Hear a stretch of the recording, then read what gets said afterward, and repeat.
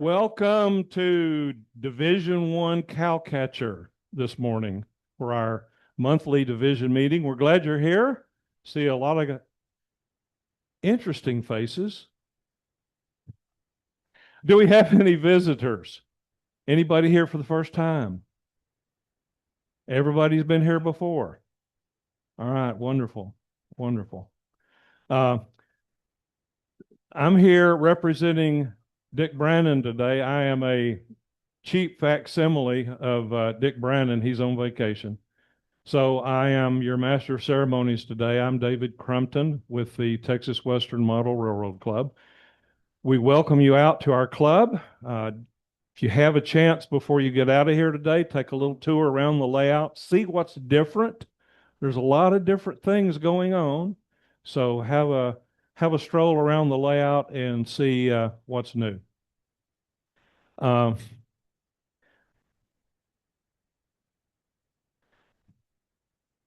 All right, well, let's jump into tips and tricks. And I'm told that Duane has a big tip or trick. So Dick really built it up big. So here we go. I don't know about a big one, but anybody in here wear a glucose monitor by any chance? Okay, I've got one here. Which flavor do you wear? Bingo. Then I got a tip for you then. You can also buy these little things on Amazon, but the applicator that you put these things in with, it's basically a spring-loaded deal, and you pop it up on your arm and you hit the button, it shoots it up into your arm. Yep. Pull the magnet out. There's a little bitty rare earth magnet in that thing that's a little bit smaller than than the end of a pencil eraser kind of thing. So if you know somebody that's wearing one of these, have them save you the applicators. I do not know if the other versions have something similar in them or not, but I can tell you the Dexcom G7s certainly do. Now you can buy these little magnets about this same size on Amazon, and you can buy them, a couple of 3 dozen of them at a time, and they're not that expensive. Yes, sir. Yep, Harbor Freight's got them. I don't know if they've got them down that small though, do they? Okay. But there's all sorts of things you can do with these things, and that's kind of the whole point of bringing all this up. Besides recycling your the one out of the Dexcom, these are great for putting loads on flat cars. If you're built, especially if you're scratch building your flat cars, you can hide a piece of metal underneath the deck, and then you can come in and magnet down your loads.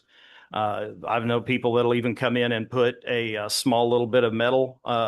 You brought some of that lead foil, but if you find little things like that, you can put up underneath the feet of people, put a magnet underneath a loading dock or in a street scene, and then you can walk along and you can move your people around a little bit if you want to. But the biggie is really holding down open loads, making your like a load of coal or a load of rock or something like that removable. Yes, sir. Small that are on the bottom of the phone poles there in Chelsea. And that's another one. When Mackie was talking originally on his layout about wanting to put those telephone poles right there along the fascia, I said, you do realize that every time somebody reaches over, they're going to grab that and knock them over. He goes, yeah, that's kind of a concern. I'm not sure what to do with it. I said, here's how you get around that. You put the magnet on the bottom of the telephone pole, and then you put a little bit of metal in there where the poles are going to go. And that way, if they knock them over, you just reach over and stand it right back up again. So yeah, there you go.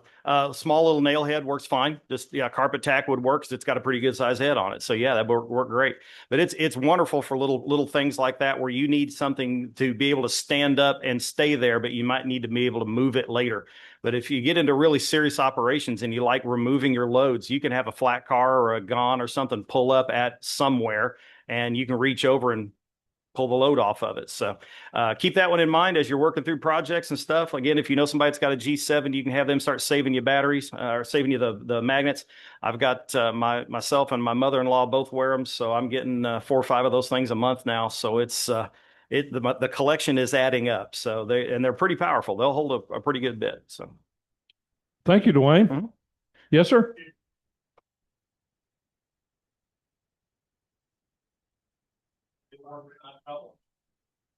Yeah. Oh, really? Good. Good tip. Good tip. Yeah. Yep. Yeah, you can. Yeah. Russell just mentioned holding down a roof of a car. You can also do that for holding down a roof of a building. So if you've got something where you've detailed out an interior like I like to do, you can have that to help hold the roof down on it too when it's not being shown off. All right. Any more tips and tricks? Anybody? Okay, show and tell. Anybody have a show and tell? Yes, question.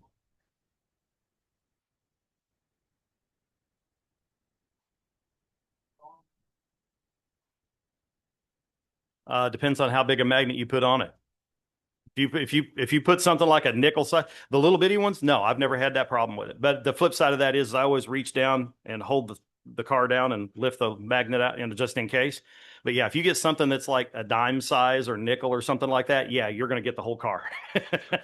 At that point, your load becomes a handle. Good question. Any other questions about the magnets or comments? Any show and tells? Yes, sir. Show and tell, please.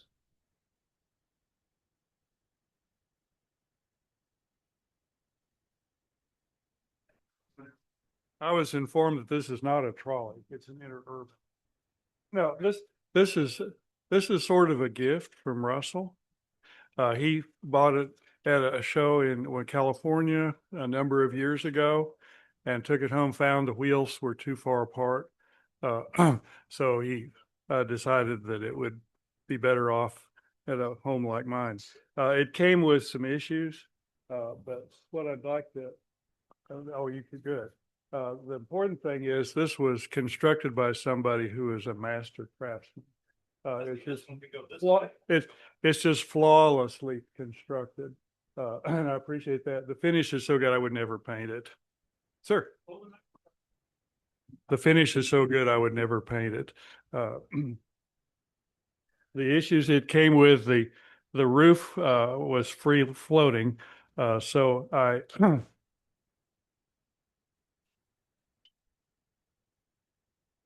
I don't, can this camera be turned on? Yeah, okay. It's on. So I took some nested, no, that's where I want it. The roof was free floating, so I took some nested brass tubing and put the male end in the body and the female end in the roof. And then that lines it up and kind of holds it in place. The second issue and the critical one, which I'm still working on, is the drive. I don't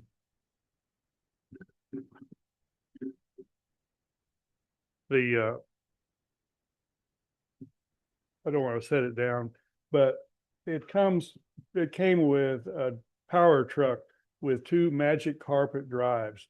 These are axle mounted motors.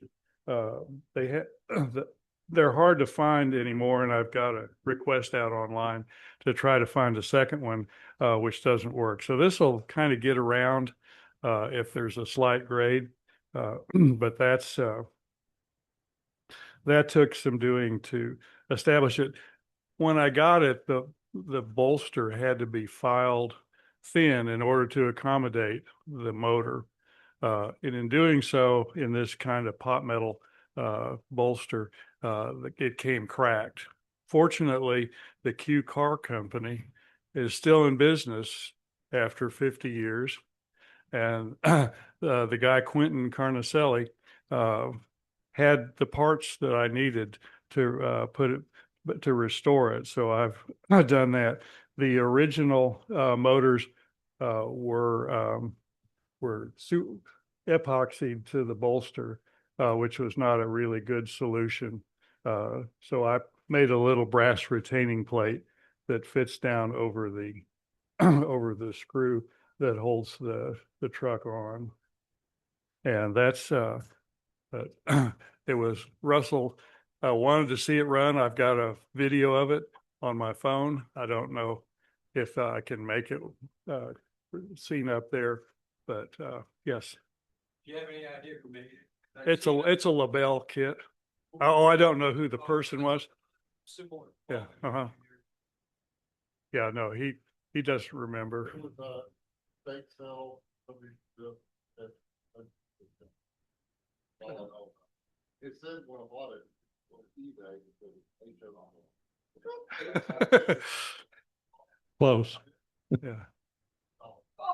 Yeah. Oh my. No, that is a really good deal.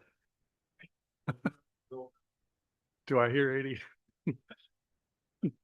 Anyway, thank you. Thank you, sir.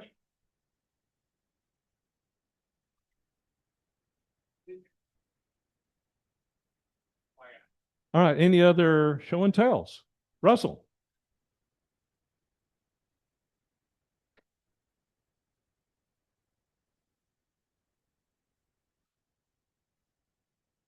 For those of you who hadn't heard, there was a national convention last week in Chattanooga, which was a nice 14-hour drive there and a nice 14-hour drive back.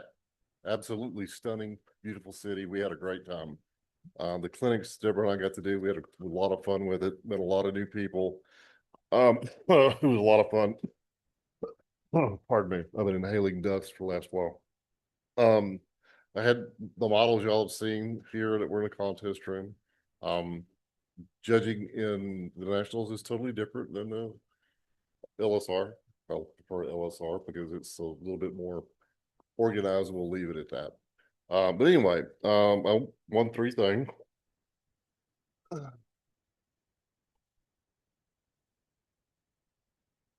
By the way, Duane, your flags are much nicer.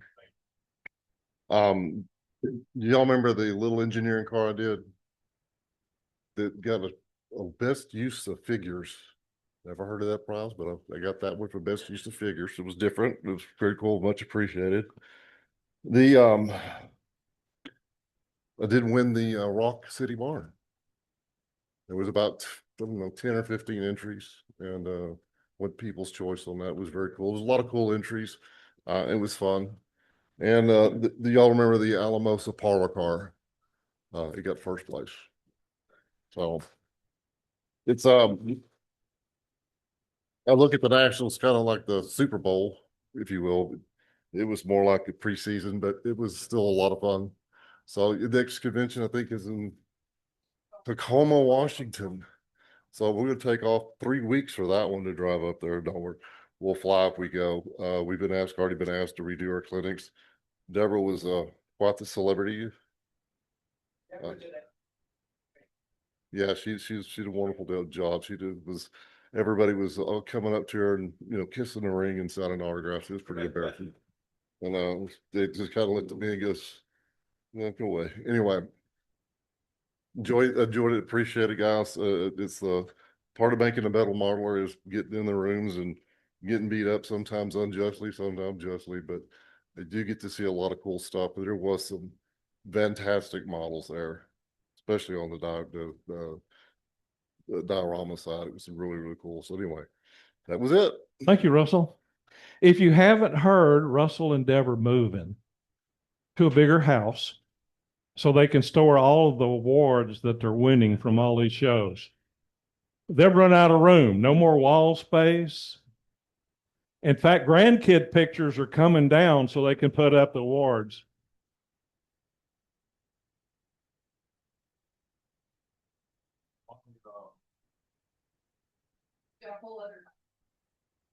I don't know if you all know Gerald Mabry or not. He's out of Mississippi. He was the clinic coordinator for the Nationals.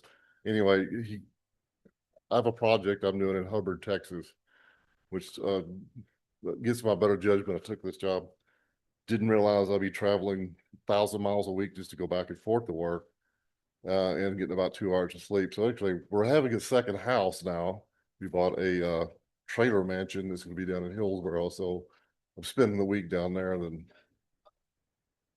there we go. Yeah, I'm gonna use the Plex for skirting. Any other show and tells from the group? Okay, I have a show and tell. On the table, you'll see a fine scale miniatures kit that I bought a couple of years ago and finally got it put together. Fine Scale Miniatures is a company that was run by George Celios for several years, and he quit production. So if you find a Fine Scale Miniatures kit on eBay or anywhere else, grab it if you want one because they're just not making them anymore. This kit was titled G. Willikers Machine Shop. I didn't like the title. I just didn't like the name of the structure. So I think other than all the detail that comes with this kit, all the castings that come with it and the detail, and I'd put it under the lamp, but I've got wires hooked up to make the lights work and I don't want to be jerking it around too much. So after the first part of the meeting, when there's a break, come up and take a look at all the detail that's on the dock. That all came with the kit. So the most interesting thing that I found in building this kit is I didn't like the name, G. Willikers. But on the sign, which is the same dimension as the sign that came with the kit, I decided I wanted to name something after my dad and my father-in-law. So my dad's name was Will, and my father-in-law's name is Bud. So I call it Will and Bud's Machine Shop. So to make that sign, I went out to Chat GPT. So if you haven't discovered Chat GPT, it's free to use. All I did was say, make a vintage sign titled Will and Bud's Machine Shop. And that's what it came up with. And it had the detail on the sign, the rusted parts of the sign.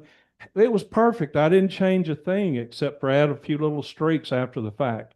So sign making for kits, if you don't like the signs or if you're making signs, try Chat GPT. And then you can take that picture, bring it into Microsoft Word, and then you can resize it to be smaller or bigger than what Chat GPT comes up with. So anyway, that was the most important or most unique thing about the kit was the sign is done on Chat GPT. And on the back side, there's a couple of docks that are lit by gooseneck lamps. And then there is a Will and Bud's Machine Shop sign on the back side of the building. So anyway, fun building to build, fine scale miniatures. They're just wonderful kits. There's a lot of detail, a lot of detail. So take a peek at it during the break, and time for deal or dud. Trapper, sir? Yeah, question. Okay, well, he's working his way up here. You mentioned putting it into Word. Use PowerPoint instead Okay. because it's a little more powerful and it's meant for graphics. However, both of those will actually, you'll lose resolution on your artwork. On So, PowerPoint? yeah. So if you on Word Word's I don't know if Word's any worse, but it's going to pixelize things a little bit. So if you actually can size it in something that's meant to do graphics, it's better. But I used PowerPoint for over a decade before I ever used it for what it's intended to do and building a slide for work. I was using it making signs. But it's a pretty powerful little tool, and you can make up a lot of your own stuff. But yeah, the new stuff you can do with ChatGPT is awesome. I've used Chat GPT, and I've also used an AI program called Genesis, which I think is a Google program. I like Chat GPT better. It does a better job.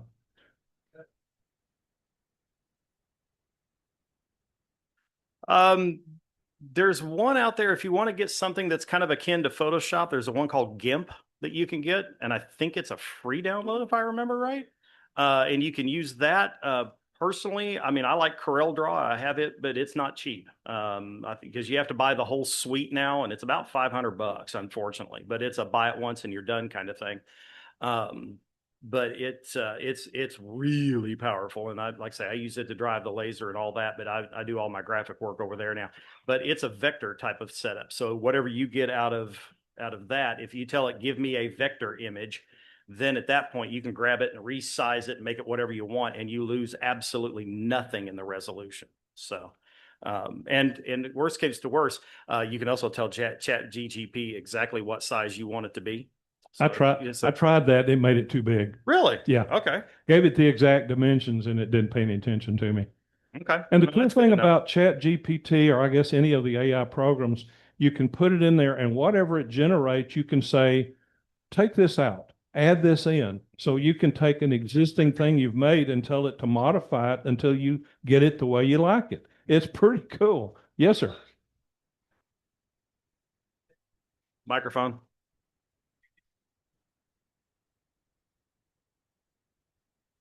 I have found that when you're wanting to modify maybe one of your pictures, so I've done that with getting rid of backgrounds on walls and doors and stuff, it's much better to give it one prompt at a time and then Yeah. tell it to modify that than to give it a complicated instruction. That's when it really screws up.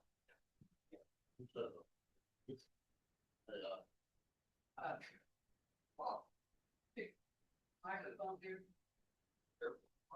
get the table camera real quick.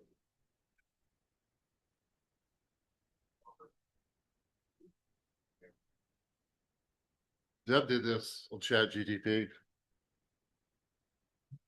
course, y'all remember I was R&D Railroad, now it's DNR for whatever reason. But that's all done. She got first billing, right? That's all done in ChatGPT. It took you what, 5 minutes?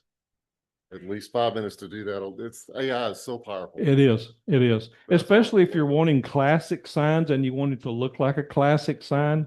It's absolutely wonderful. All right. Any other, yes, sir, Stu. Yeah, I came up here for a question. Okay, go ahead. This is neither prototype nor model, but it's important. For the October meeting, not September, October meeting, would anybody prefer, or how many of you would prefer Krispy Kreme over Shipley donuts? Because I can get Krispy Kreme donuts pretty cheap, fresh. Anybody interested in Krispy Kreme over Shipley's? No. Nope, this is what I can get. I mean, what should we stick with Shipley's, or do you want to try Krispy Kreme 1 month? Krispy Kreme? All right. I'll let Dick know. Okay. I'll let Dick know. This will be October. Okay. That gives us something to look forward to. That's right. And All right. was there somebody else that had their hand up? Stu.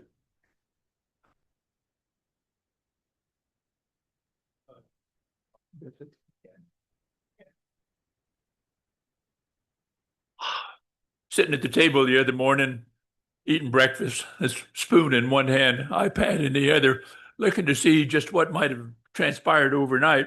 And I find a picture of a guy standing in front of a grain storage bin, and the huge bin, and on this curved face is the face of an F7 or maybe an F3 in a Monon paint.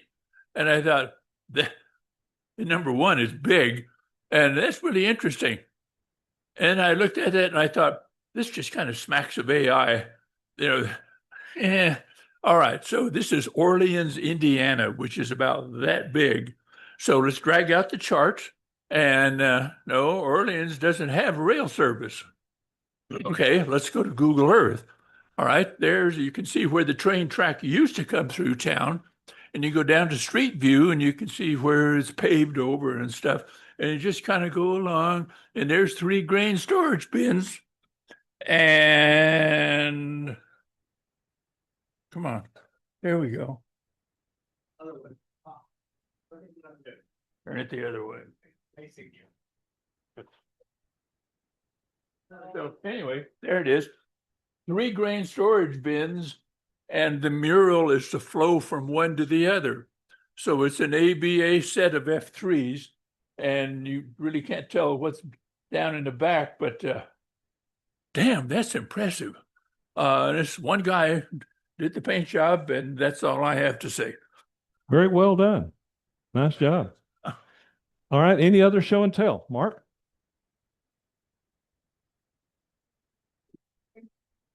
Since Russell mentioned it, I want to put in a plug for the NMRA National Convention in Tacoma, Washington next year. If I recall correctly, the dates are going to be roughly August 10th through 15th. Robin Peel is the chair of that convention, and Robin is a good friend, part of our narrow gauge community. And over the last 20 years, I've been to the Seattle-Tacoma area probably 4 times for either narrow gauge conventions or SN3 events. There's some outstanding layouts up there, guys. Duane, I think you were with us last time we went to Tacoma, weren't you? Time before last. But Dale Kreutzer's SN3 layout with photo backdrops, it's a Rio Grande Southern layout, is not that far from the hotel there in Tacoma. It's one of those layouts that you just have to go see.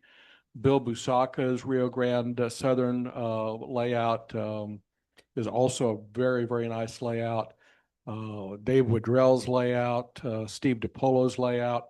There's just some really nice stuff up there, guys. Yeah. It is well worth the trip. The convention hotel is a nice property. We used it 3 years ago for the narrow gauge convention. They are using the bigger convention center there in Tacoma. Lots of places to eat. It's just a really nice place to visit. My wife and I are actually going to go up a week early and do some of the national parks. There's 4 national parks within days driving distance of the Seattle Tacoma area. So I would really encourage you, if you're thinking about going to an NMRA National, that's a place to go see. Yeah. And Dale, to touch on what Mark mentioned about Dale's layout, that is the most stunning use of photo backdrops I've ever seen, because he did a wonderful job of blending the scenery colors to match the photograph. And you're standing maybe 2 feet away at the fascia looking at the backdrop, and you can't tell where the scenery stops and the picture begins. It's absolutely incredible. So yeah, if you get a chance, go. Daryl? Here you go.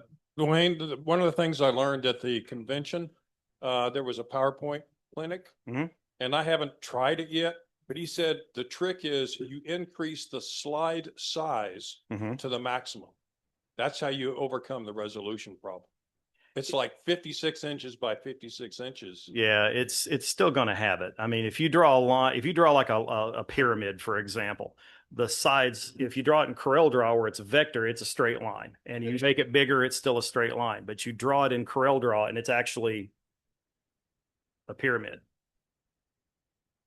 because of the way it, Well, way it as I draws said, it. I haven't, But it will. I Yeah, haven't tried it yet, but he got a lot better results yeah, with the yeah. resolution You definitely can. by Yeah. increasing this. Yeah, and chances are, if you've got a laptop or a desktop computer, you've probably got Office, and if you do, you've got PowerPoint. And it is wonderful for making signs. I mean, it really is. It's just, better graphics programs will do better jobs. But yeah, good point. All right. Al- Anything also, else? while we're talking train shows, we have the upcoming narrow gauge convention. It's going to be up in in Bloomfield, Minnesota, up in the Bloomington, sorry, Minnesota. It's up in the kind of the Minneapolis area. If you want to see some of the most fantastic modeling ever, yeah, plan on coming up to that. It'll be the week right before Labor Day weekend, so it'll run through Labor Day weekend actually. So anyway, just another plug. All right. Any other show and tell or comments about what we've talked about so far? All right. Time for deal or dud. Trapper, do you have the bucket with the tickets in it?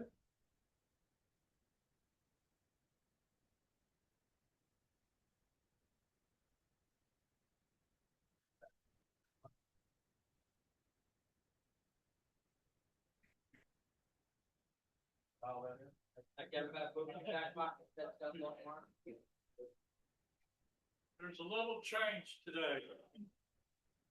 I went, talked to Avery about getting our gift certificates. Can you hear me now? We got you. And thank you. He's been busy and I have been busy with my wife. So there is IOUs in here, which I will be able to get from him. He's done it before where we both forgot. So the guys that usually win all the time, I marked their names so they cannot read it. Let other people share. And so I need y'all, whoever picks what, please print their name on here so I make sure I bring it back to that person. Well, that's true too, but I felt sorry for them. Jim, would you draw and hand it to Trapper to read? There we go. All right, the first ticket, hopefully it's not one of the one wins all the time. We're gonna go the last 3 numbers, 807. All right. Jack.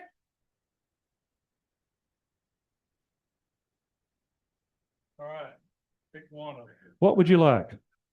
Number 2. All right.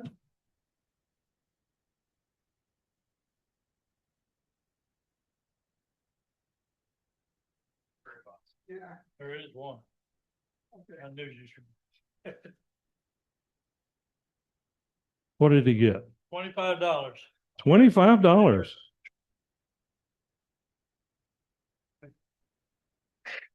would you draw the next ticket, sir?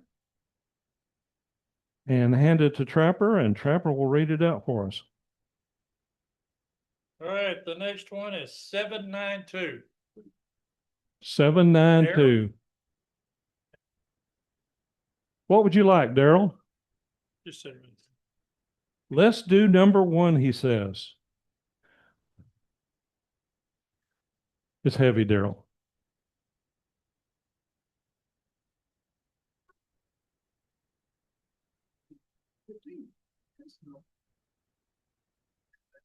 Trying to get rid of it. Here you go, Daryl. Take this part too.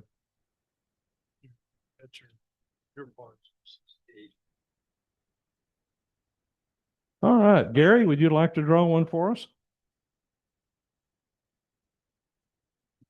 You go, sir. Trevor? All right, the next ticket is 802. 802. Yeah. You've got your choice of number 3 or the blank box. You want to go with the blank box. There you go, sir.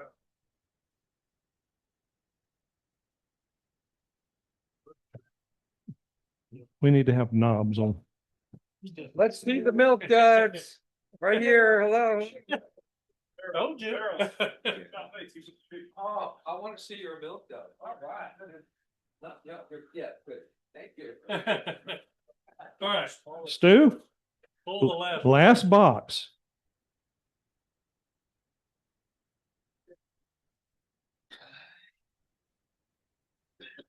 Last one, 786. 786. Wait till. All right, congratulations. You get number 3. Let's see what you get.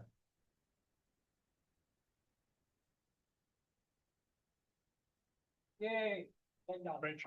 $10 and some milk goods. Thank All right, you. thank you, sir. Thank you, Trapper. You got all the names and what have you written down? Doing it right now. Thank y'all very much for understanding and help. Hopefully my wife will be feeling better. So thank y'all again very much for understanding. There you go, sir. Okay.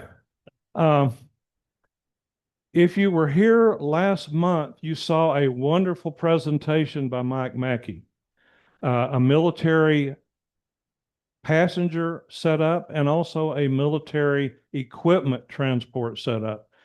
Wonderful display that he's put in time and hours and a lot of money into, but it's a beautiful collection of a World War II train setup that operated in Europe that the United States put together. So if you had a chance to see that, you were richly blessed because of what you saw. You can also go out to YouTube and look at last month's meeting to see the tour that Mike gave. That's pretty cool to do too. So we want to give Mike Mackey a big round of applause for last month.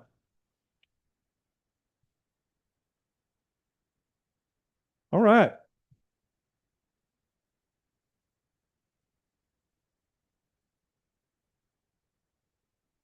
Let's see. Mr. Grind, I don't think is here.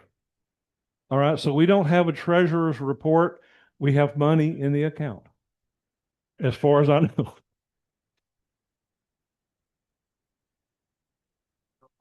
I'm hearing Hawaiian music in the background. Sure. Yeah, we'll check that bank account. Daryl, would you like to go to a microphone and give us an update on the display that you built that is in the library at this point? And maybe for those that don't know, explain what it is and why you're doing it, why NMRA is doing it. The division, you guys decided last year that how do we promote the hobby? How do we get more people interested in model railroading? So you guys appointed a committee. I was on it. Harold was on it, and Mr. Steckler was on it. And we sat down and we did some brainstorming and came up with some ideas. Some of them we discarded. Some of them we did a little checking and then discarded them. but we came up with a couple of that we felt were pretty good. One was a promotional pop-up canopy, you know, the 10-foot canopy, 10 by 10 canopies that you see at fairs and events. So we have one that's a promotional canopy that has got pictures of a lot of you guys' layouts on it. On the back panel, it's got model railroading is fun on the canopy, and it's got some half-size side panels that also have a lot of people's layout pictures on it. With that, it has QR codes that people will be able to scan when they see it, and it will take them to a special page that has been set up for our on our website, and it helps them find meetings where we're having meetings at. It's got links to the NMRA. It talks about their membership. It also will take them to show them where some of the local hobby shops are. So that's what the canopy. The second item was a diorama that we built, and it is a 18 by 30 base. It has a clear acrylic top on it. I do not have any pictures with me that can show. Steve came out to it. But anyway, the diorama is kind of mid-America based from the late 70s, maybe early 80s. Has a small, very short rural type train on it, engine and cars. But it's just a town that's alongside the railroad tracks. So there's not another side on the other side of the tracks. There is a tall grain bin. So that diorama be moved from library to library.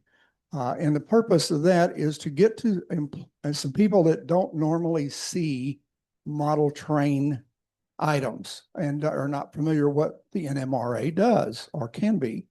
So the diorama is sitting in a library.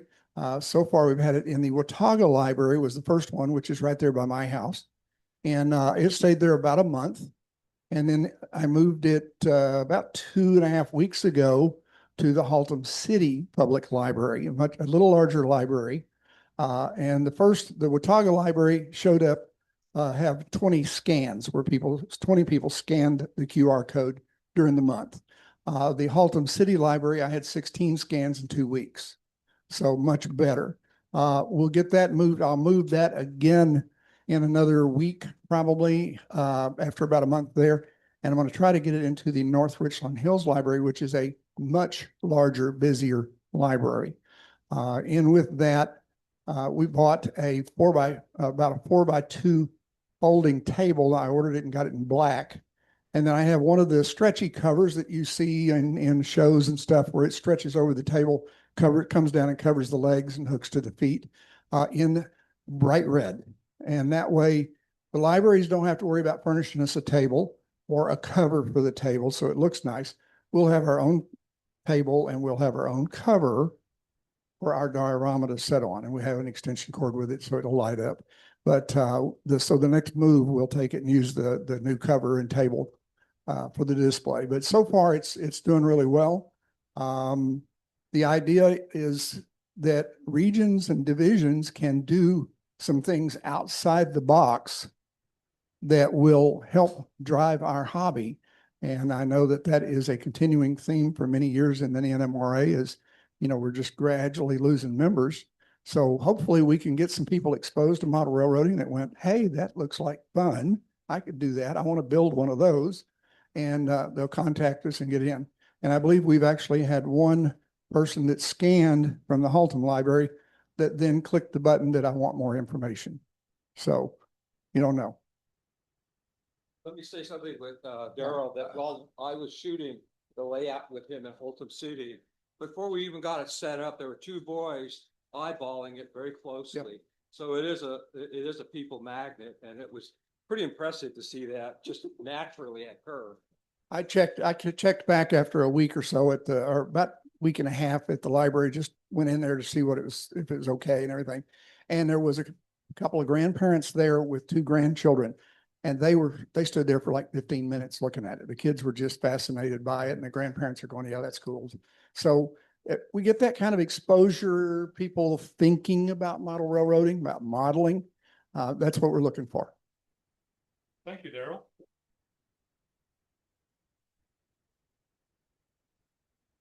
Right, Mr.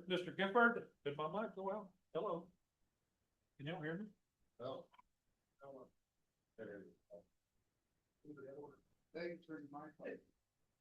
I've got a red light. Oh, there it is. Thought maybe the battery went out. You have some update on the junior engineer setup there, Russell?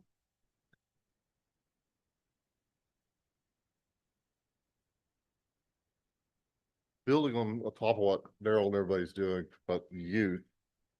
If y'all been to the train show, y'all seen the junior engineer academy layout we have. That the kids actually get their hands on the throttle. Last train show, I believe we had 500 children operating and actually doing a little switching. So it's really popular. So, and we've always also done the pay it forward module where we sold or raffled off, if you will, a layout. We had a lot of people wanting to buy the junior engineering layout because it's compact, it folds up, you put everything inside of it and or fold it out. And so I got Mr. Duane here going to build, he's got part started to raffle off a junior engineer's layout. It'll fold up, it does all the same things. We get a lot of interest from parents asking about where they could buy this layout. So we're going to offer it a raffling and we're going to leave it unfinished because we want them to be here learning how to finish it out. Instead of doing a halfway done or partially done, it's going to be a raw canvas for them. So if they want to do the MKT coming out of wherever it comes out of, or if they want to do a G.I. Joe layout, they can have that as well, as long as we get interest in it. I brought this up to at the Nationals in the meeting with our fellow Scotsman, and there's some interest in it. But I think the more we promote this way, we'll get more kids involved, like with the grandparents. Because I mean, we have to realize that a 10-year-old does not have a checking account to be able to do. So we not only have to get the children involved, we have to get the parents and the grandparents involved as well. And this is a way of doing that. But if you come by the show and you see these kids run this train, it's amazing little smiles on our faces. Mike there, he's our storyteller. He creates what the train's doing, where it's going, the engineer's name, and what he had for lunch. I mean, it's a whole thing. It's awesome to watch. So anyway, we're looking for people to help. Okay, at the show, because it is truly a zoo of the amount of kids. It's very fun. We give them a hat, little badge, and it's the whole 9 yards. When Duane gets the box made, I got to figure out how I want to have time to lay the track. We're going to do DC in scale, or you in scale guys, because we could get, yes, we could use some help with that as well. But like I said, I didn't plan on taking this project on where I'm at, but it was an opportunity I didn't want to pass up. So anyway, if you have time to help lay track or have time to help with some of this stuff, I would deeply appreciate it. But really at the show, if you're not coming by and watching it or helping a little bit, you're really missing out to see the magic of what children need to be involved in it, because we're given an opportunity to get off the Xbox, off the TV set, and get their creative brains going again. And it's truly a joy to watch. So any questions? So I'll count on everybody here who show up, right? See all the hands. Come on, guys. Put our hands up. Let's help. Mike and Mal and Tom and everybody always jumps in to help. Robert, Robert's good, gives a lot of moral support. No, seriously, if you want to be a part of this, and if you're serious about helping our hobby grow, I need your help. It takes the dedication to do it, and I'm asking just for a couple hours of your time, if nothing else, just to fold up hats and hand out stickers and watching the smile of a 7 or 8 year old kid go from ear to ear. So anyway, get in touch with me or Deb. I would appreciate it very much. Thank you, Russell. All right. Yes, applause. Here's some upcoming dates you might want to be aware of. August the 29th and 30th is the 53rd annual Austin Train Show, sponsored by the Austin Model Railroad Society. It's at the Palmer Event Center on Barton Springs in Austin. September 19 and 20 is the 44th annual Temple Model Train and RPM show, sponsored by Central Texas MOD at the Frank Mayborn Center in Temple. October the 3rd is the Texas City.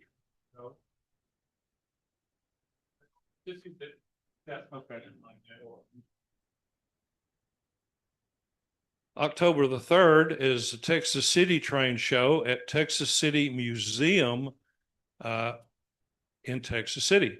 So those are some upcoming dates you might want to be aware of. Earlier, I did not acknowledge those that have joined us on Zoom. So if you've joined us on Zoom, welcome to the division meeting. Do we have Mike Mackey on the Zoom with us this morning? Can you tell, Dave? Okay, there were supposed to be some division AP announcements by Mike Mackey. Since he's not here, we'll move on to regional AP announcements by good old Duane. Wayne? Nothing new to hand out this month. There were some changes that were voted on at national. I've not gotten everything in officially yet, but the new certificate for building modules was approved. I'll give you the particulars on that once I get everything in from Ray. But that was voted on and passed. No, it does not increase the number of certificates you have to get MMR. It just gives you another opportunity for folks who don't have the space to build, something large and grandiose. But this is going to be a big one for, I think, a lot of the younger crowd who's, can't afford a house, or folks like over in Europe, things like that, where, I've been over the UK a couple of times for work and been to my co-workers' houses, and you could probably fit their entire house in my living room. So they don't have the opportunity to build even something as small as a 4x8. So this will give them a chance to do that. Yes, sir.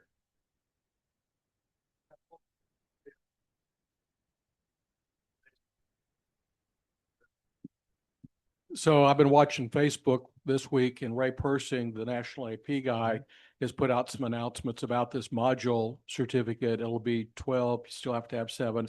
Requires 3 modules, different sizes for different scales. You've still got to do electrical, scenery, track. It does ask that it comport with either a N-track standard, T-track standard, or what they're calling an NMRA standard, whatever that is. And I think there's a provision in that, or we had talked about it doesn't have to necessarily be a known standard as long as it's part of a standard set for like a club. If you have your own standard, for example, then great. You have to set it up at 3 NMRA sponsored events or train shows, but you can still use the scenery on it for your scenery certificate. And I think the same thing with civil and electrical. And and the structures and things like that. I mean, that. that was a lot of talk amongst the AP chairs about, there's a lot of opportunity for double dipping. And then I explained to the user group out there in the course of the email chain, I was like, yeah, but prototypes the same way. And so scenery and all these, all the buildings that are in the scene that you get judged for scenery count towards structures. And the same for all the motive power and all the freight equipment. So there was some concern expressed that, a lot of it would be double dipping to some degree, but we've all talked before, and I've made my pitch about if you're just getting started with the AP, look at Prototype Modeler, because if you pick the right scene, you could literally go from nothing to MMR on one project if you pick the right scene.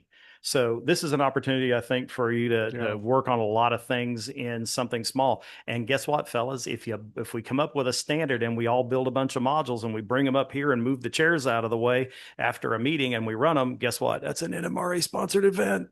There you go. If you're on Facebook, look for Ray Persing, Persing, I think it is, and you'll see some of his announcements where he's detailed some of it. Yeah, there's also there's an AP group out there. I know there's a group for the MMRs and all that. If you just want to get around on Facebook, I don't for security reasons, but there's a lot of information out there, and more will be coming. They haven't got the website up to date, at least last I looked. And like I say, I've not gotten an email in from him yet with all the particulars on what the final draft ended up being for sure. But as soon as I get that in, I'll be sure to report back. Thank you, Duane. Yes, ma'am. Yes. I've only heard a rumor, but as I understand it, they're dropping the cost of the NMRA membership per year. So yeah, so $50 is that? Yeah, so your NMRA membership is now going to be $50 a year going forward. So, They'll give you 16 months. oh, nice. So, Well, rather cool. than giving $18. Right. Yeah, no, good deal. So that's good news. It is good. Awesome. Thomas? Microphone. We can hear you in here, but the people online can't.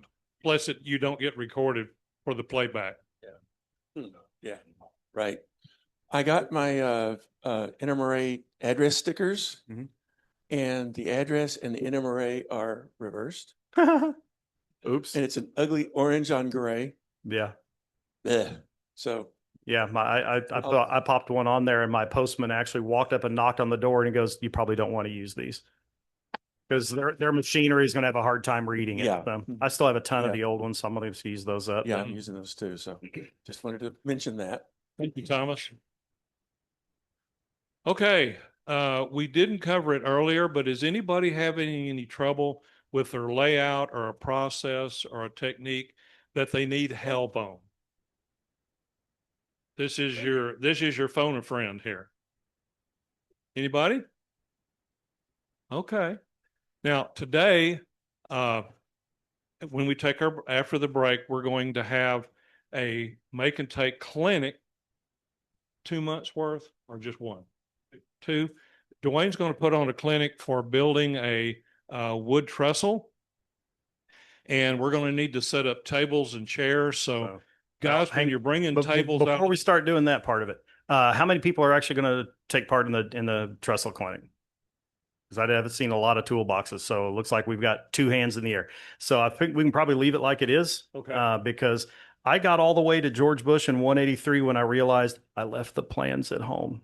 Oh, okay. So we're going to talk through a lot of it. I've already talked to David. We're going to see if we can schedule a during the week in an evening kind of scenario and set up a Zoom call. So Oh, we'll okay. get a link out to Eric and set it all up, and then I'll walk you through building the jig. But we're going to talk about some of it now.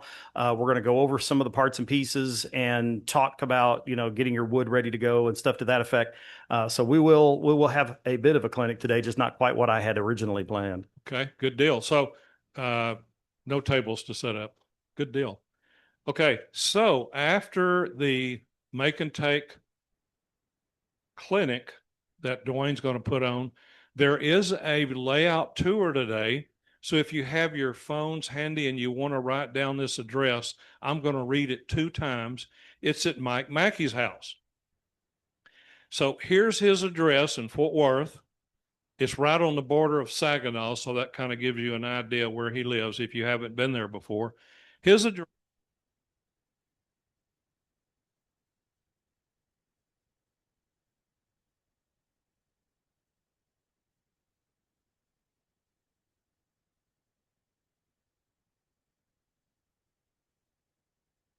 Anybody need me to read that again? Okay, so it's going to start an hour after Duane finishes his clinic presentation. 1 hour after the end of Duane, that's when Mike will be expecting you. And Mike says he's got miniature crossbucks set up so you will know where the layout tour is in his yard. So that ought to be interesting. So anybody have any questions before we take a break? Everybody good? Okay. Break time, 15 minutes, and we'll call you back.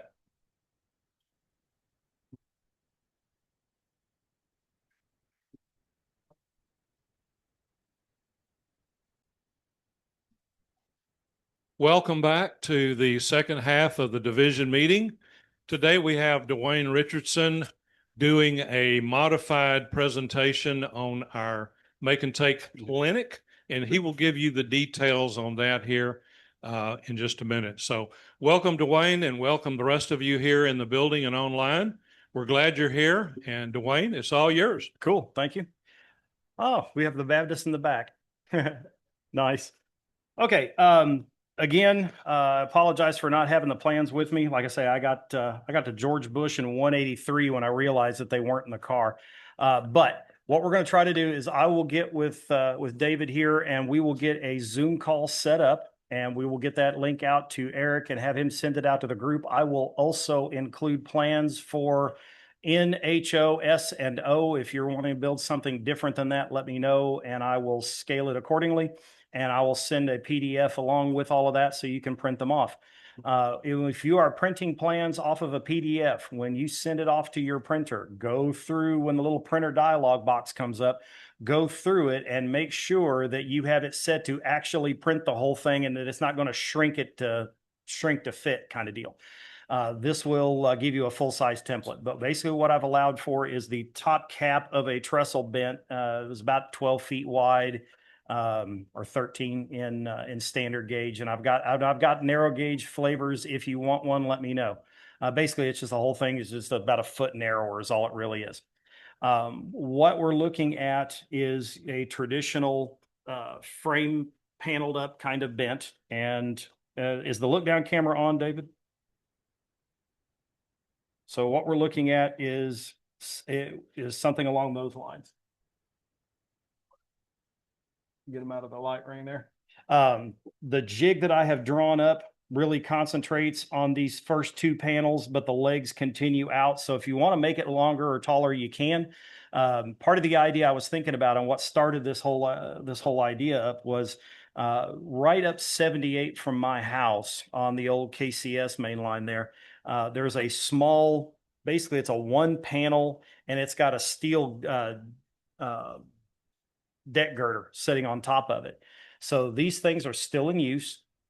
You can make it with round posts. You can make it with squared off posts or rectangular posts in this case.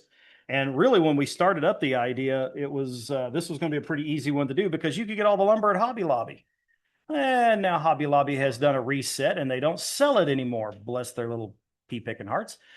So we've, Michael's isn't selling it either. So now you're looking at hobby shops. You could probably find it on Amazon or something like that. I actually went out to Midwest and talked with them about buying some material, and they don't sell to individuals. You got to be a business. So they are strictly a retail supplier. So, but dimensions and size, I know in the paperwork that I sent out, it was basically from an article that I wrote years ago for the HON3 annual. Basically, it's just a bill of lading and kind of an idea of how I mix up my stain for it. It's technically paint, but we're going to put it on like stain. Okay. And there's also, if you go to my website, and that's one of the reasons why I wore the shirt. If you go out to purgatoryanddevilriver.com, that's my railroad's website. It is a woefully behind website. Hasn't been updated in years and years and years, coming up on probably close to 20. But have had nothing really to update, almost. Connection to the internet is, tin can and a string kind of thing. But once I start building the layout, I'll start posting some stuff and getting it updated. But if you go into that website, that was for my dad and I's railroad, and over on the left in the navigation is a clinics option. If you get that one, it'll load up a page that says Clinics by Paul and Clinics by Duane. Go to Clinics by Duane, and there's one about halfway down on building a wooden trestle. It'll also have the bill of lading on here, and it will go into a lot more verbiage than the article did on how to, how I go about doing all of this. So if you've got any further questions, you can check that out. Yep, Purgatory and spelled out, A-N-D, devilriver.com. So you'll hit me up just right there off the shirt. So, but it's, there's a lot of other clinics out there, and you can find some decent information on that. Also, if you want to reach out to me, I'm usually free most evenings after 4 o'clock, and I'm up till pretty late. But you can give me a call. I believe my cell phone number is part of the information on the Lone Star Region's officers page. Scroll down past all the people that actually have a vote, and I'm the first guy up there as the Achievement Program Chair. It'll have all my information. So feel free to give me a call. If I don't pick up, leave me an answer. It's probably because I either don't recognize the number and it comes up as just a phone number in a city you're calling from, or I'm out in the shop and I've got machinery running and I'm working on some woodworking project or another and haven't heard it. So leave me a message and I will get back to you as quickly as I can. Also, if you leave me a message, let me know how late is too late to call. Because like I say, I'm a night owl by nature. I get up in the morning only if I have a train meeting to come to or work to go to. So other than that, I'm a crack at noon kind of guy. So at least I used to be. All right, so getting started with whatever your lumber of choice is. If you want to go with a round post, you can use wooden dowels. I know a guy who used bamboo skewers and painted those up to do a round post type of setup. What I'm working with here is a piece of rectangular stock. I will be perfectly honest with you. I do not know the exact dimensions of this. I was looking through my lumber stash and went, that'll work, and grabbed some of it for today's purposes. And I believe I've got a few more pieces of this, but I'm not planning on building just a whole lot of this, just enough to really demo. So what we'll do on the Zoom call is we're actually going to build the jig first, okay? And again, I'll send out the plans, print them off, and then take a piece of foam core board, insulation foam, Homosote. You just want something that's flat, and Homosote is questionable when it comes to flat. One of the things that I really like to use, and I've mentioned this product before, is gator board. This stuff's a little pricey, but you can find it over just about any place that sells plastics. So Royal Plastics, place like that. I don't know what they've got over here on the Fort Worth side, but you can buy this in a 4x8 sheet. They will cut it down for you if you need to have it into something smaller to get it in your car to take it home. I went over a few years ago. I think it's either Royal Plastics or Regal Plastics. It's over off of Harry Hines, or not, kind of between Harry Hines and Stemmons. And I bought 2 4x8 sheets and had them cut it down into 2 foot by 4 foot panels so I could get them in the Dodge, and brought them home. I build my structures on these because it's dead flat. It is really hard too. Yes. What exactly is it? Gator board is it's a foam centered, and it is a resin impregnated paper product, and you will not hurt this putting scenery down on it. And it is very, very flat. And I like that a lot. Does it come in different thicknesses? Yes. This is 3/16. I don't think they make it any thinner than this. And I think you can get it all the way up to like an inch and a half. The layout that the SN3 club layout is on at the Plano train shows, the club I used to be part of, Mark Lachey's group, the current layout and the Elk Canyon layout that we built prior to that was all built on 1-inch gator board. If you are driving spikes through this and you don't have it up on some cork or something, and your spikes are going to hit this and bottom out, you will need to pre-drill, because the spike will not go through this. Not very easily. It's that hard. But we took a piece of this as a test and put it in a 5-gallon bucket of water and weighted it down and let it sit in there for a couple of days and soak, and reached out and pulled it out, gave it one of these to shake the water off of it, and it was perfectly fine. So it's not going to hurt it, getting it wet for scenery. I've not built a jig on this, but you certainly could. But what I'm going to show everybody on the Zoom call is we're going to take the printout, and I picked this one up off a guy off of YouTube. They're absolutely genius. Just take the print and cover it in clear packing tape. It will get it so the glue doesn't stick to it, and you can see through it, and you can build right on top of it. Now, one of the things that this guy does is, because he's got a pretty steady hand at doing this, and he's a very experienced modeler, is he just lays this thing out, tapes it down to his board, and then he just sits there and measures off his angle, draws it off, cuts it off, glues it down and everything. But if you're only planning on making 5 or 6 bents or maybe 10 bents, and you're not going real tall, and this may be the only trestle you build, that's about as far as I would go with the jig. If you've got one where you're going to be building a fairly large trestle, and you're going to be, well, I need one over here, I'm going to need one over there, I'm going to need one on the upper deck over here, I would suggest taking this a step further and then going in and cutting up some material, whether it be styrene. If you're going to be working with wood, make your jig blocks out of styrene, so you don't have to worry about any glue sticking to it. But you can cut little strips and then come in on either side of the drawing, provided that the lumber you're using matches the drawing. And what I would recommend there is lay the wood in, take your pieces and slide it up next to it, not so that it's so tight you can't get your material back out, but get it pretty close to where it's going to hold it in place, and then super glue those blocks down to that packing tape. And that way you can lay it in there and you don't have to worry about you getting there and working on it and doing one of these and bumping it and it, sliding out of line. Yes. Yep.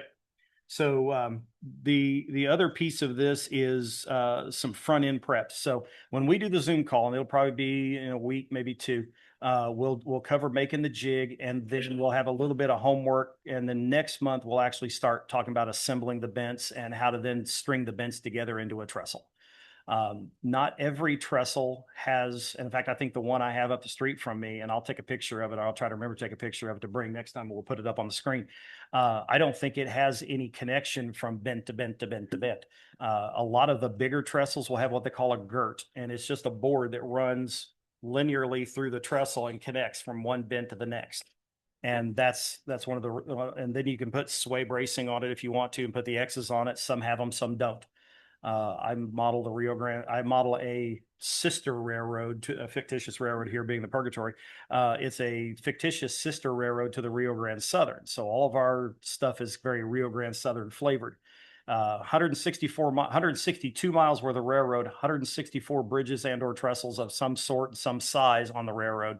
And only one of them had any X bracing on it. And it was one trestle and it had it between the first two bents and that was it. Don't know why in particular.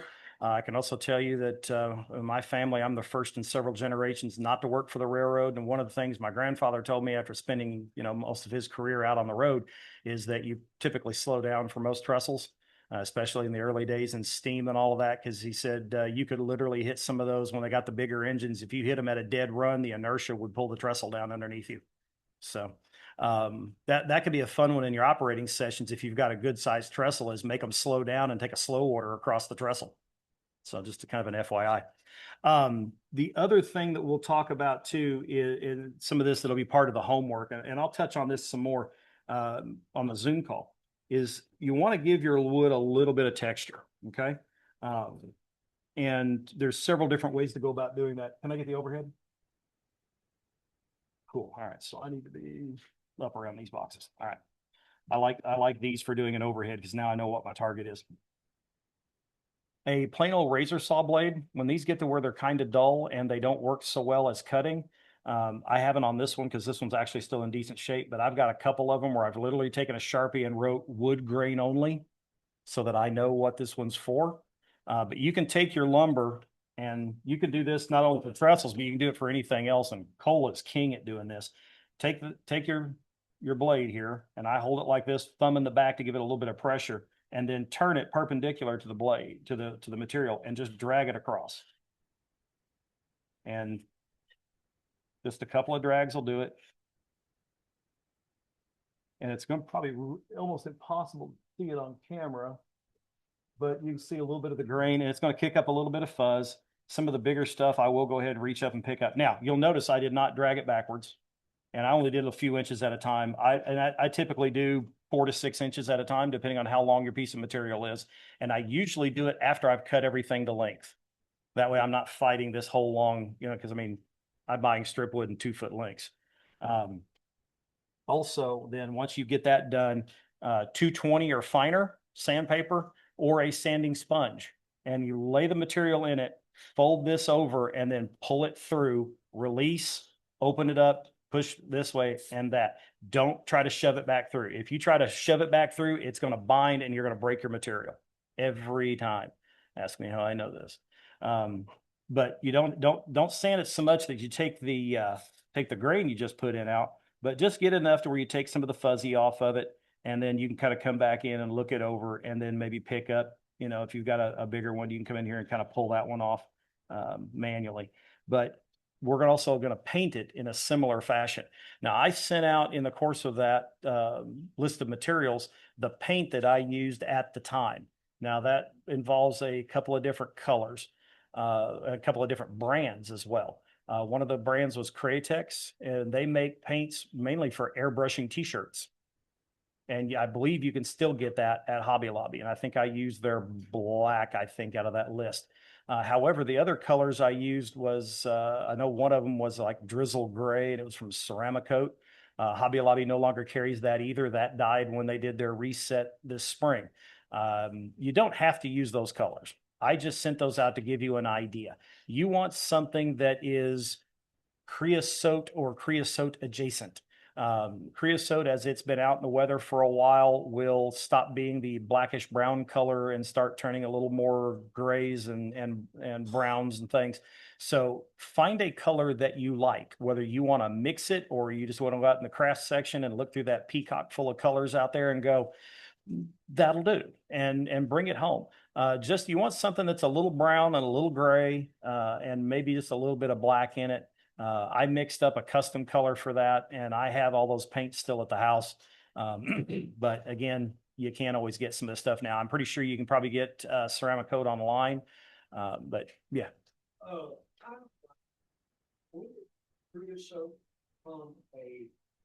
A standard? Honestly, I don't know. Early on. And I mean, I would venture to guess, I mean, because if I remember right, creosote was actually used maybe as far back as the Middle Ages in building castles and things. I mean, it's been a product, it's been around for a long time. So I would bet 1800s, if not from the very beginning of, you know, when it started laying down stuff and went, huh, my tie rotted. Well, let's put it in this stuff, you know. So yeah, you could probably go back as far as there's been locomotives and probably, you know, be perfectly fine with it. The basic structure of a trestle, you've got the various legs of it, and a real trestle, each one of those stages in that bent we were showing earlier. And let me pull that back up. Am I still on the overhead? Yep. Okay. So each one of these in a real trestle is an individual panel. Okay. And they'll bring this one in, they'll drive it, and depending on if it's a pile driven trestle, they may come in and drive the piles and then start hooking it up. Or if it's something that's set in some sort of foundation, then they'll come in and they'll build it in individual panels. What we typically build in the railroad community, I learned how to build trestles originally from Mr. Barrett down there in the Austin area. He used to sell the Black Bear trestle jigs, and he did a really nice set of clinics for us down in Houston, like 27 years ago, something like that. And we went through and built them. This is what he referred to as a false panel bent, where each one of these builds is a bent. And then you've got each one of these is going to be another board laminated on the outside of it, or typically it's a larger beam in a lot of cases. Each one of these, every intersection that you see here will have a nut bolt washer casting on it, NBW. Do you have to put them on there? No. Do you want it to look real? Yes. If it is back in the background, if it's on the back track and it's 2 feet back, that's a lot of tedium for not a lot of return. However, I will tell you this, people doing this on your layout and taking pictures, now that stuff in the background's got to be detailed. Yes, sir. That's why you have a rear, you may not extend your phone over the wire. Exactly. Yeah. Well, I mean, considering I was on a layout tour and watched a guy fumble his phone and rekitted a fine scale kit for a guy. Yeah, it was one of those, we were all taking bets, who holds him, who hits him, you know, kind of deals. So yeah, if you ever see that, if you ever have your layout open for a tour, make yourself a little sign. Please do not extend your camera or phone out over the layout, just for safety's sake, because Murphy is alive and well and he hates all of us, you know. But every one of these joints where wood meets wood is going to have an NBW on both sides, because they're literally drilling a hole all the way through it, running a gigantic piece of all thread through there, stuffing a bolt, a washer on it, and a bolt. And that washer, and I'll bring the washer that I've got that I found off the DNRG. I'll bring that with me next month and give you an idea of how big one of those little bitty NBWs is, because the washer is about that big around and about that tall, and it's domed. And then the nut's a square nut that's probably about that big. So it's actually a pretty sizable piece of kit. I'll have to measure it and see. Because I found a nut that looks reasonable. I found a nut in Chama in the yard, and I picked it up and I went over and I grabbed one of the guys in the shop. I said, "Hey, I just found this one laying around the yard." He goes, "It probably fell off of something. No big deal." I said, "Well, can I have that?" And I explained what I was looking for. He goes, "Oh yeah, knock yourself out." So I just went and found a bolt that it would fit. And what I really want to do is not cut the bolt down, but I want to rig it up so that it has the nut, the bolt, and the washer. And I want to make a mold off of that and then do a casting on it and use those for plaques. Yeah. like right now, the John Garfield Award, for volunteering. I think we have a line on there, thanks for keeping us on the rails kind of thing. And I may switch that over and put that nut bolt washer casting on it and make a statement, something like, thanks for helping us keep it together, something like that. But at any rate, I'll bring that with me next time, or I'll try to remember to, suffer from CRS. So, we'll see.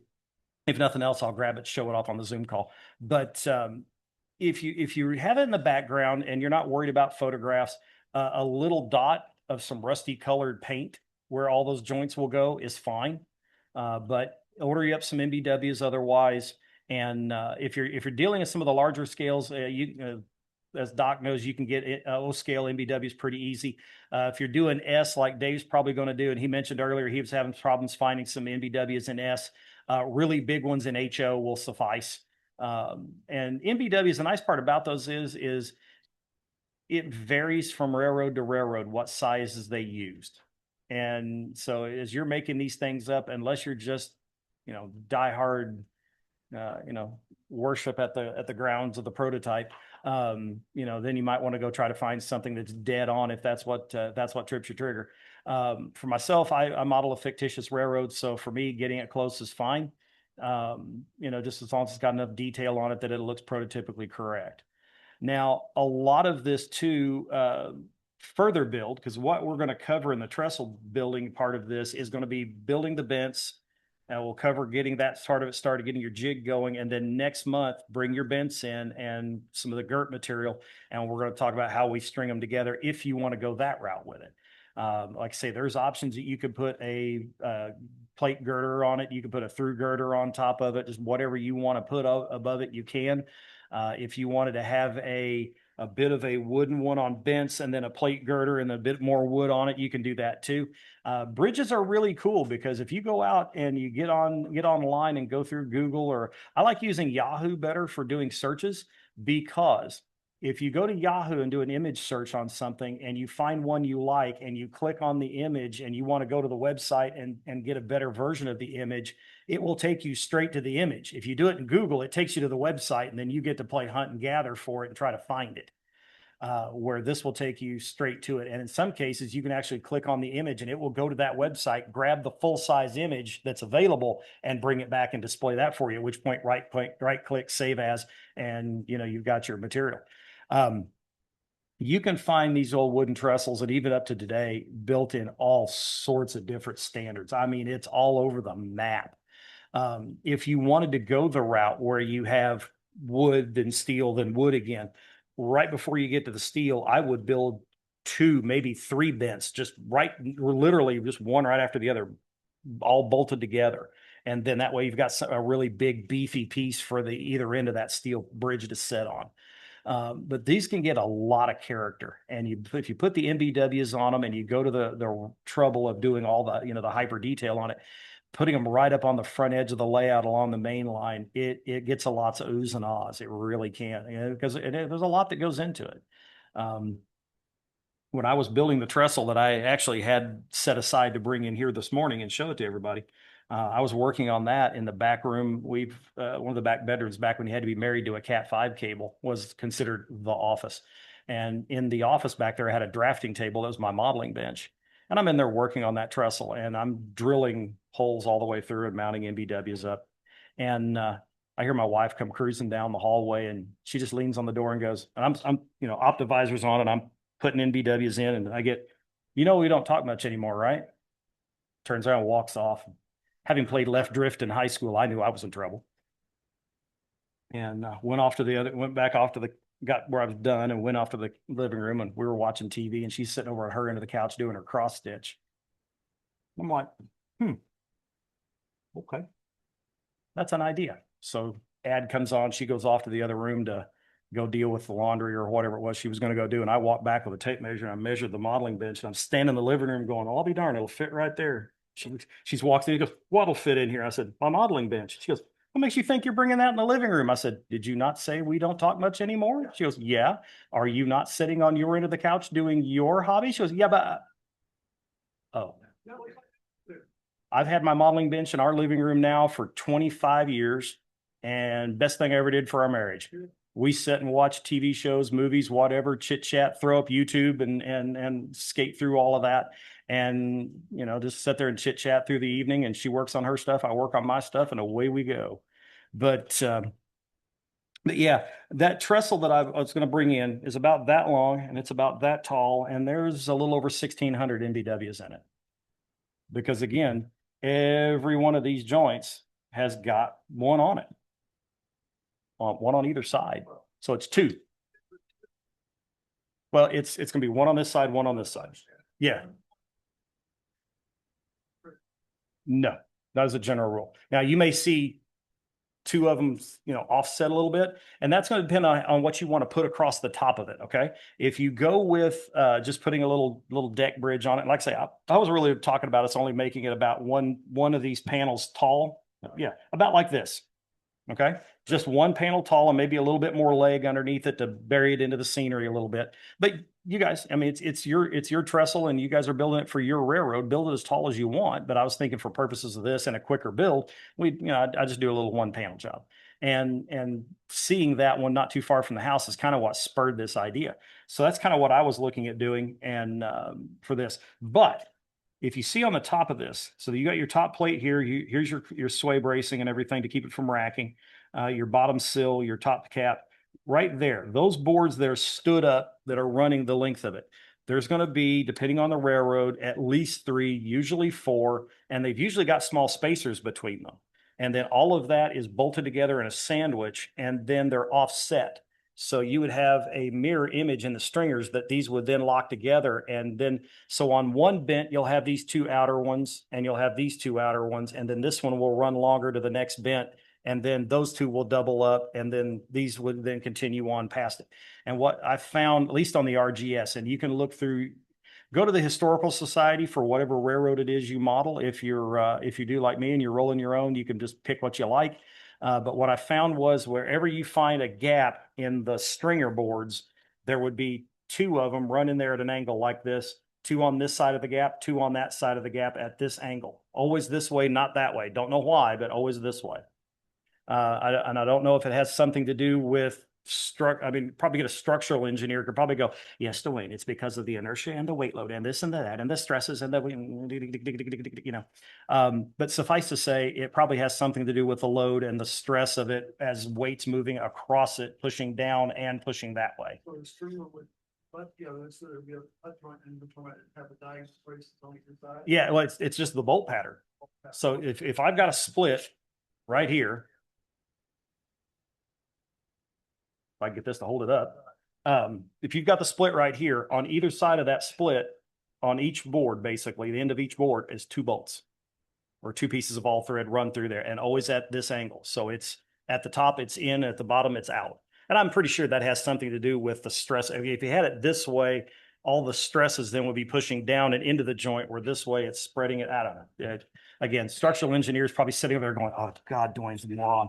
But I'm sure that has something to do with it. But every railroad I've seen where it had that kind of pattern, it's always this way. Do you have to put the spacers in between it? No. Do you have to actually use, like, I think this one had 4. Do you actually have to use 4 individual pieces? No. By the time you scale it down, you probably wouldn't see it. It's going to be underneath your ties and underneath your rails. You can use 1 block of wood if you want to. Not a problem. And even in an AP environment, I probably wouldn't even ding you for it, because it'd be even hard to tell. Now, if you go to the extra trouble of using the individual boards and putting the spacers in it, take a nice picture of it for your write-up and then show it in the conformity to match prototypical practices. I use 3 boards as per my prototype, and I put the prototypical spacers in it, and all these are now bolted together and following the practice, you know.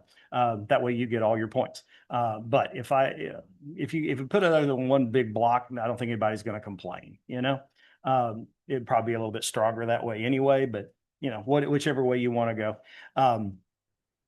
But find a paint color that you like, and even stain. If you just want to use a wood stain, you know, either one of the Hunter lines or a Vetero or something you've cooked up on your own, go to the big box store and get some Minwax, you know, whatever you want, find a color that you like.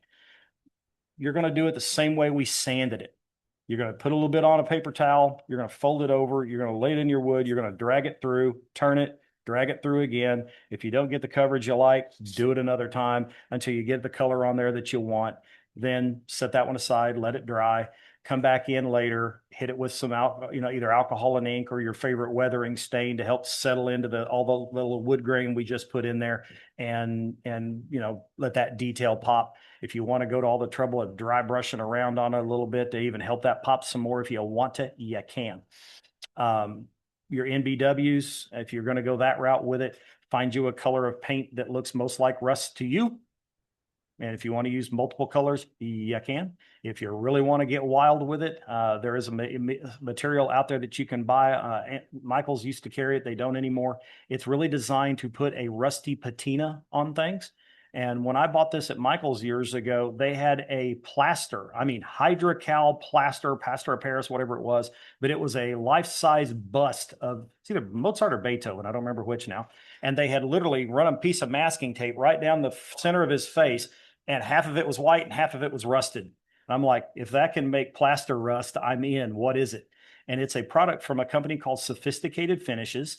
And they've got one for rust and they've got one for copper. So if you want to do a copper roof and get that funny greeny blue color, you can use that stuff too. And it's a 2-part material. And the first half of it is a bottle of a gray paint that has iron filings in it. And you'll paint that on and let it dry. And then the second half, if anybody's ever had a water bed, the second half of it is an oxidizer, and it's a water-thin liquid that's kind of a light blue in color. And it looks like the treatment that we used to put in our water beds to keep the stuff from growing in it, right? But you'll paint that on there then, and that'll cause the iron filings in that paint to oxidize. So your rust is real rust. It looks fantastic in larger scales, Doc. It really looks good, and it'll suffice in HO as long as you don't get really stupid with it. It starts really looking good in S, and it looks awesome in O. I mean, really, really good. But like anything else, like if you use the ferric chloride to acid etch sheet metal and stuff, how you want to dip that in baking soda and water to get the oxidation to stop, because you're going to use that baking soda is going to be a base, so it'll neutralize the acid. Then once you get it good and dry and it oxidizes to a color you like, you need to clear coat it, because otherwise it'll continue to oxidize. This stuff will do the same thing. So once you get it at a color level you like, clear it. Hit it with a little dull coat. Hit it with a little hairspray, Aquanet. Yeah, the cheaper the hairspray means more lacquer in it. So basically it's a dull coat. So you could use that in a pinch, but just a regular old dull coat will work as well. So you can go that route on your MBWs if you want to.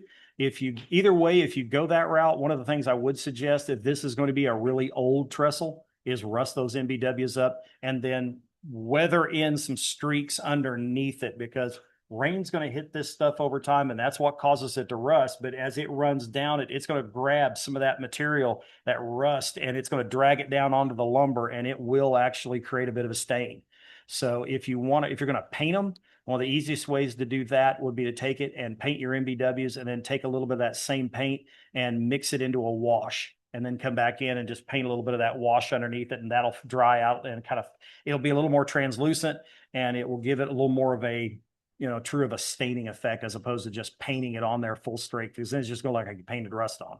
So if you go the like Sophisticated Finishes, Hobby Lobby has another one, or at least they did. I bought some, but I haven't used it yet. But same kind of process. It's a 2-step kind of thing. If you use the stuff that you get it now on Micromark, it's basically Rustall. It's a 4-step process. You paint it with this color, you paint it with that color, you paint it with the rust, you paint it with the black, and then you paint it with kind of a gray black wash.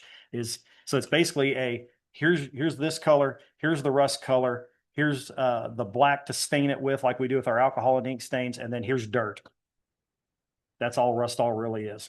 So you can use that. It works perfectly fine. I used that for ages and ages and found other techniques I liked a little bit better. But however you want to paint your wood, however you want to paint your MBWs, if you're going to put MBWs on, dealer's choice. Yes, sir. HO scale MBW. Mm-hmm. How do I get those picked up and they're not all over my workbench? Okay. So when you go to paint those, and I know I used to have a string of them in here, and I probably don't now that I want to be able to demo this. Let's see here, tucked up underneath the flat bar. No, I do not. When I wrote up that trestle that I was telling you about building earlier, I don't have one anymore. I kept track of how many MBWs were on the trestle because I wanted to just, it's a detail that technically I don't care. As a judge, I technically don't need to know that there's 1,686 MBWs in that trestle. But it's that attention to detail that when you write it down tells the judges you've paid that much information, put much time to it, kind of helps us out. And it also helps me lend a little credence to your thought processes when you were building it. Technically makes absolutely no difference in the world, but play the psychological game. I also went in ahead and included because I went back through and counted. There's X number of these on a sprue. I went through this many sprues and this many NBWs. And then I went back and did the math because I was keeping track of how many were going on each bent. And I did the math up that way. And then I went, this is funny. So I went back and counted up how many actually I had cut off the sprues and then wrote in there that there's 1,686 on the trestle and there's 14 that shot out of my tweezers and are somewhere in the floor or in the vacuum bag somewhere. That's when I discovered, and I'm not on these anymore, so I'll hold it up here. That's when I discovered negative tweezers. These are model railroaders' godsend for putting MBWs in. And I'll tell you why. Take the whole sprue, paint it, and do whatever rust you're going to do to it. Then lay the sprue down, lay your finger across the sprue, and then take your hobby knife and cut it right, leave the leg on. Cut it right along the edge of the sprue and leave the tail on there as much as you want. Then when you got a little pile of them, and a lot of them are going to stick to your finger, just take them off and squeeze them off into a little pile here. And then I've got my little shot glass turned upside down with the glue in it, right? I'll grab, and I usually use a pair with a bit of a bend in it. So yeah, I'm still on this one. I usually use a pair with a bit of a bend in it. Okay. So like that, you can use straight ones. It doesn't matter, but I'll reach over and I will pick them up with the point up. I will pick them up this way. So the head of the NBW is over here. The tail is sticking out this way. So head here, tail here. I'll pick it up that way. I'll reach over, put it in a little bit of glue. I'll come up with my hole in the trestle and I'll stick it in. Because the thing with the negative tweezers, if you've never used one of these, it's closed until I squeeze it. Unlike regular tweezers that you got to hold it closed the whole time. And that becomes fatiguing after a while. That's why, like I always tell everybody, I was born with a lazy eye and eventually took over my whole body. Work smarter, not harder. Let this hold it for you. I use these to clamp. If I'm gluing two boards together, also makes a nice clamp, but I've got a bunch of these. I mean, I've got well over a dozen in various strengths and shapes sitting around the bench, but I pick them up with this. I'll dip it in a little bit of glue and I'll set it down in the vent and I'll stuff it into that hole because we're going to drill a hole all the way through it. Not just part of the way and try to put it, go all the way through it. That way, the one on either side, they line up. I've seen guys try to drill it in and use just as little tail as they can. I know guys that have taken and just cut them off flush at the back of the washer, and then they use one of these to pick it up by the nut. You'll still lose them off of that if you do this, but if you pick it up by the whole tail, yeah, think, and it's gone. You think paint them gives you a little more grip to them? Probably not, because I'm not touching the painted surface. I'm picking it up by the tail. I'm only painting the heads of them.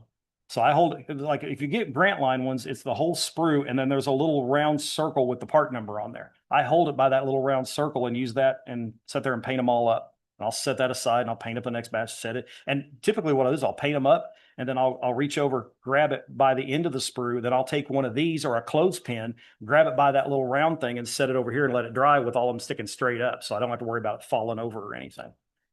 So I'll set it down in the hole. I'll let go of it, move my tweezers a little further out, and then I'll take it and open it up just a little bit and get it on either side of the bolt part of it or on the nut. And I'll push it the rest of the way home.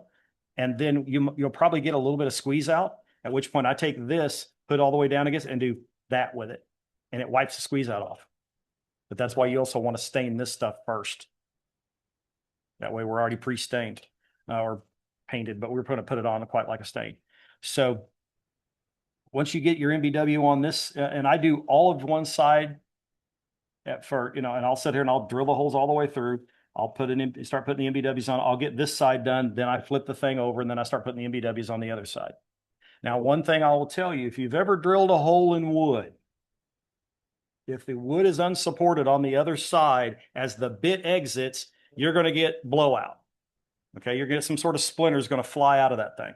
So as you're drilling it, I take a piece of just scrap wood. It could be a piece of plywood, it could be a piece of basswood, it can be whatever, just something solid to set the bent on.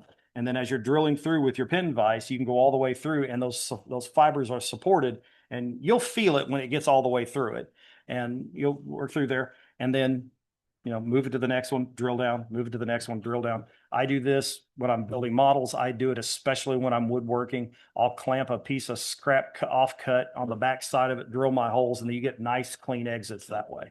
Also, it's one less thing for you, because trust me on this, and this is where I went seeking knowledge on this one, trying to figure it out, because I reached in one day, drilled a hole through, got a little bit of blowout without thinking and looking first, reached up and grabbed a hold of the inside of it to pull myself up off the stool I was sitting on, and managed to impale a good sized splinter into my hand. And I went, okay, lessons learned the hard way are usually the ones you tend to remember. So let's not waste the effort here. So I reached out to a couple of friends of mine, and they went, yeah, dummy, don't you know to put a block of wood on the other side, right? And I went, well, I do now. So another option for putting wood grain in, that guy right there. Buy them over in the paint department. And I've even written on this one, fine wood grain tool. Get the steel bristle version, not the brass bristle version. The brass one's softer, so it doesn't do as good a job of putting wood grain in. This one, if you use this guy here and put your grain in with this does a good job of large grain.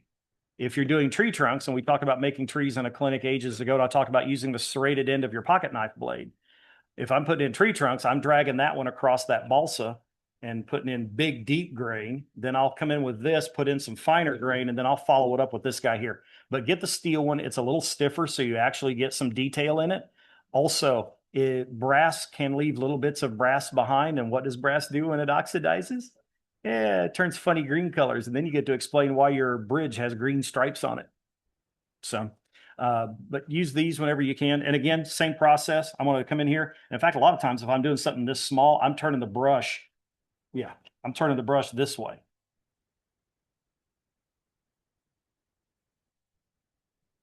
And putting in a little fine wood grain with it. Do you have to? No. Does it look a little better? Yeah, probably. If you're going much bigger than HO, yeah, that no on do you have to probably becomes a maybe. And if you go to O scale, then the answer is, oh yeah. Yeah. I mean, the one of the nice things as you move up in scales is the extra ability to put detail in things. However, as Doc will tell you, it's also a bit of a curse, because now you can see it when it's not there. So it does get to be a bit of a necessity when you start going up in sizes. So, sadly, that's all I have for us right now. It's right at noon, so everybody's kind of looking to get out and go grab some lunch. I will get with Mr. Cranda here, and we will find an evening to do it. I can tell you it won't be a Wednesday night. I have my weekly Zoom call I do with the rest of the guys. My sister quickly pointed out, you do realize that that's therapy, right? And I went, well, it does kind of tend to keep me somewhat akin to sane. Why do you make it therapy? He goes, how many of there are you? I said, if everyone's on, there's 9 of us. He goes, you talk about what you're working on? Yeah. Talk about anything else? Oh yeah. Working on cars, dealing with the kids, whatever else. She goes, yeah, it's a men's support group. You just don't know it. So I have my therapy call on Wednesday nights, but maybe gun for a Tuesday night, something like that here in a week or so. And something like that. But I'll find the night when my wife's going to be off teaching and won't be bothered by us being in the living room working. And I'll see if I can get my overhead camera rigged up so we can look at that. I found the cable for that the other day, so I'll work on getting that set up. Probably have to get a hold of Speed and try to help me work me through getting OSB set back up, or whatever that switching software is. But we'll get a Zoom call set up, and that way anybody that wants to build the jig and get working on the homework side of it can. And I will send out I'll just send out all the files. I'll send all the files to Eric and let him send all the different scales, and they'll all be labeled, so you can pick the one for whatever flavor you want to work with. So if Dave wants to build one in S, he can. The rest of you guys can build in either HO or N or O if you need to play along. But we'll build the jig, and I'll show you the one big trestle that I've still got, where I can show you some of the ins and outs of what they look like and how this one came together. And again, if you go out to my webpage, there's a big long write-up on there on how how it all went together and some of the things that I've talked about today and some things we will talk about during the build. But we'll get the jigs put together, and then next month we'll get in here. We'll start building bents. Believe it or not, you can't actually worry. It's not one of these you build one bent. All right, I've got it all glued together. Now I'll let it dry overnight, and then we'll, If you've got to let it dry overnight, you're using the wrong wood, wrong glue. I can also show you a little tip that I picked up from some woodworkers, where if you've got a large joint you want to glue together and you want the strength of carpenter's glue, put a little drop of CA on either side of it, put the carpenter glue in the middle, and then shove the joint together, and the CA will set up within seconds and it'll hold it all together while the carpenter glue dries, and you can keep right on working. So, fun stuff, right? But at any rate, these will go pretty quick. When we get started, we'll build one. We'll talk about, and then we'll stop. I'll talk about how, the girts and how we put them together, and I'll bring the other trestle with me and not leave it sitting at home. Yes, sir. Uh-huh. Mm-hmm. Honestly, I don't know. And again, that's probably a structural engineering question, but that would really be my guess, is that because you're not sitting on solid ground, so maybe there's not quite as much support underneath it. They put them closer together to help spread the load out a little more. I don't know. I really don't. But every railroad, the ties are always closer together. Yeah. And if anybody out there in YouTube land is a structural engineer, my email address and phone number on the LoneStarRegion.org, I think we are now. Go to the officers page, scroll down through the folks with a vote, and I'm in there. You'll see my ugly mug and my contact information. Ping me and let me know why. I would like to know myself. But yeah, if you're laying flex track, they actually have bridge and trestle flex track where the ties are all closer together. So Yep, with the guardrails. And that's the funny part too. You start talking guardrails. Some railroads put them on the inside, some railroads put them on the outside. It depends on the railroad. It depends on the era too. So yeah, fun stuff. Any questions so far?